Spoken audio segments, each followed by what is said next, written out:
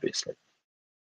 So transitioning into the second topic for the day, I'll be previewing the Stanford game, which is tomorrow at 6 p.m., as well as touching on the Cal basketball game, which is going to be Saturday at noon.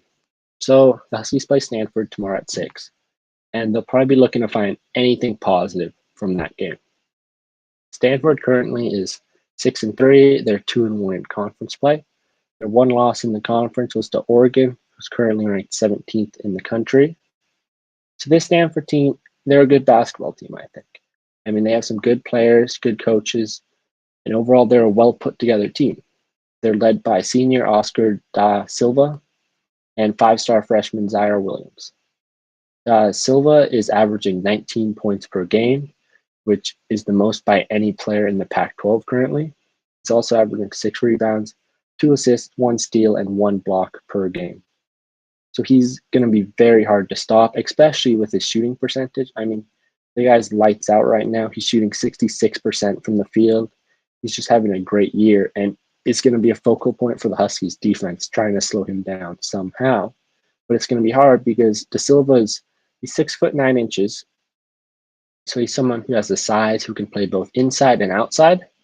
However, watching from the clips that I saw on him, I think he's more of an interior scorer. He kind of likes to face up in the post and kind of get to the rim, maybe a little short mid-range jump shot.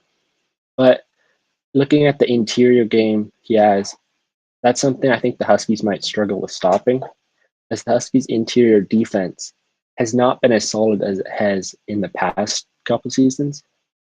So as everyone knows, the Huskies run a 2-3 zone defense nearly all times. I mean, it's what Syracuse made famous, and that's where Coach Hopkins is from, and that's what he brought to UW with him. However, the past couple of games, the Huskies haven't been as solid on their interior defense there. Opposing teams have really had no struggle kind of defeating and breaking this zone. They've kind of just passed the ball around the arc, and then they've gotten it in the mid to high post, and from there they can exploit the defense.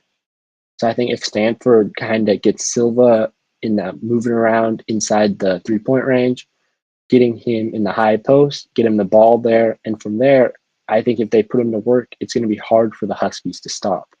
I mean, he can get to the rim, he can kick it out from there if he doesn't like a shot, he can back down a Husky player. I mean, he's pretty much equivalent to the biggest player on the Huskies, maybe a little bit shorter.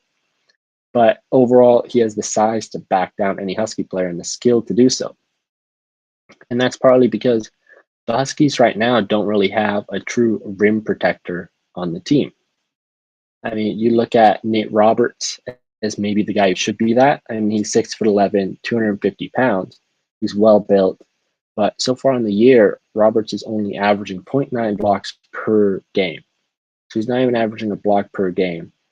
So it's been a disappointment there for his interior defense. And if someone were to look at the Huskies roster, look at these player heights, they'd probably immediately look to Riley Sorn as a guy who'd be the big man in the paint. I mean, he's 7'4" tall, but he's only averaging 1 block per game, and partly because he hasn't been able to get on the court. He hasn't been playing much due to conditioning. Some games he's played 19 minutes, I think, was the most he played in a game. But overall, there's been games he hasn't played a minute in, basically, or he's played just 5 to 10 minutes in a game. So maybe if they can get his conditioning up, that's something they've been working on since he was a freshman, then maybe he can become that interior presence that scares guys off. Because last year, the Huskies had someone everyone in the Pac-12 knows, in Isaiah Stewart, as the guy in the middle. I mean, he averaged 2.1 blocks per game. Teams obviously took notice when he was in the game and tried to kind of avoid him. This year, teams aren't afraid of anyone on the Husky defense in the paint. So they can simply go to work in there and kind of beat down on this Husky 2-3 zone. Now, also looking at the Cal basketball team, which that's the game that the Huskies will be playing Saturday. If the Huskies are going to win a game in the Pac-12, I think it's going to be against Cal in all likelihood. Now, Cal's not a horrible team. I mean, they're 5-6 overall. But right now, they're sitting at 0-4 in conference play. Now, I haven't watched any of their games, so I'm by no means an expert on this team. But from the stats I've seen, from their scores they've put up in the games, they seem to have a few offensive issues. I mean, they're second to last in points per game in the Pac-12 at 68 points per game. But I mean, I'll admit it, the team that's last in the Pac-12, that's UW, and it's not even close really. They're only averaging 60 points per game. But still, Cal isn't a team with a high-powered offense, which I think UW can use that to their advantage. Maybe keep the game low scoring, a barn burner, keep it within reach, and maybe Quade has some crazy game. Maybe someone else steps up, and maybe the Huskies can get a win against Cal because Cal doesn't have a great offense. So the Huskies don't have a great offense. I mean, it's a match made in heaven for the Huskies to finally win. And comparing Cal's games to some of the teams UW's played as well, some common opponents. They both played Oregon and they both played Seattle University. Both teams beat Seattle U, and both teams lost to Oregon. Looking at the scores, UW dominated Seattle U, winning 73 to 41. Cal squeaked by against them, winning 70 to 65. So maybe they're close in talent. And looking at Oregon, the game against Oregon kind of handled Cal relatively easily. 82 to 69 they won, while Oregon nearly lost to UW 74 to 71. So I'm not trying to get any Husky fans' hopes too high, but I think there's a decent chance that the Huskies maybe can pull off a mini upset, as ESPN currently gives Cal a 66% chance to beat the Huskies. Now, looking at the keys that the Huskies will have to maybe make a win or make something happen in these next two games, I think it's all going to start with the Husky defense. And the Husky defense is going to need to create some turnovers. The Husky offense, as I mentioned, has been a mess all year long. So how do you help out an offense? You get turnovers. You get your offense extra possessions. And you get them running in the fast break where it's the easiest to score. I mean, if you get guys like Quade Green, Nate Pryor leading a break with maybe a 2-on-1, 3-on-2, or even a 3-on-3, where they're running full court heading to the basket, I think that's the Huskies' best offense. Simply take the ball all the way down the court at the rim, get a layup, get a foul, get to the free throw line. Just be aggressive. And so how can the Huskies create turnovers? That's being aggressive. And yes, being aggressive on defense, it can get you burned sometimes. It can get you in foul trouble, but it can also get you these easy points, these easy fast break points. And looking at the Husky team, I don't think they can win a game when each team is shooting around the same amount of shots. The Huskies can't shoot, as I said before, shooting 24% from the three-point line. They need to lower the amount of opportunities the other team gets on offense and raise the amount of opportunities their offense gets to put the ball in the bucket.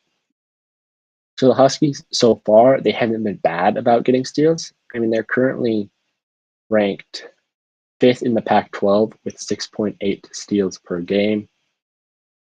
But because of their lack of half-court offense, they need more steals and more fast break points if they want to stay competitive in these games.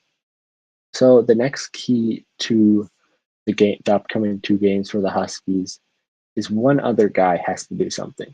What I mean by that is right now the Huskies are completely relying on Quade Green, like I said. Nobody else can do anything on the offensive side of the ball. And like I said before, I think Green's great. I love him. I think he has the potential to be a good NBA player in the future. But in my opinion, nobody in college basketball can single-handedly carry their team game in and game out. And that's what Green's basically been asked to do.